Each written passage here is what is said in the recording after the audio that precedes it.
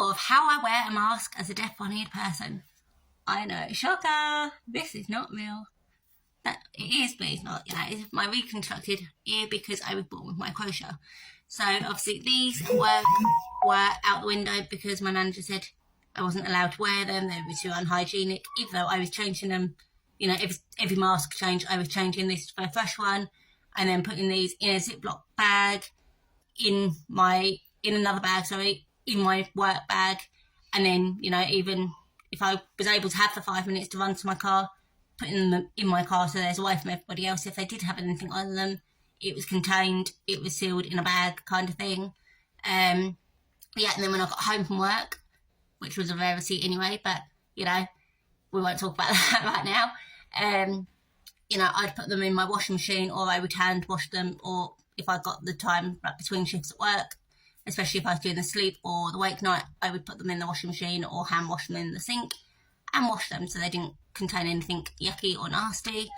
Outside of work, I tried using masks that were specifically for deaf people or for those trying to communicate with deaf people, because these are ridiculous if you're deaf. You cannot lip read through these masks. I mean, can you work that out? No. So that was another massive, massive barrier for me, is I couldn't understand anyone because I rely heavily on lip reading, and I couldn't do that with these. So I actually came across Perspex masks. So essentially they were kind of like this. They were either these exact ones or fabric, pretty pattern ones, and then they had like a little, I haven't actually got one to hand. If I find one, I'll re-record this. But they had like a little square rectangular panel across the middle of the mask. So sort of here, that was clear, and instead of the straps being on the side, they had a strap that, like, instead of ear loops on the side, rather they had a strap that went from there to there and there to there, so I could lift them over my head and put them on that way, which was brilliant. The only issue I found with those is they were enormous.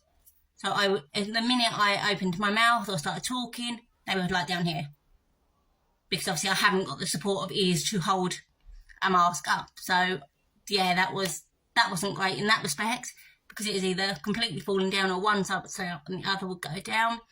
In terms of the Perspex panel, which is obviously ideal for other people, so then I could have lip read other people, they are ridiculous. It doesn't matter what lotions, potions, washing up liquids you put on them, the minute you speak, they steam up, or you just get hot under them, and then they make your face sweat.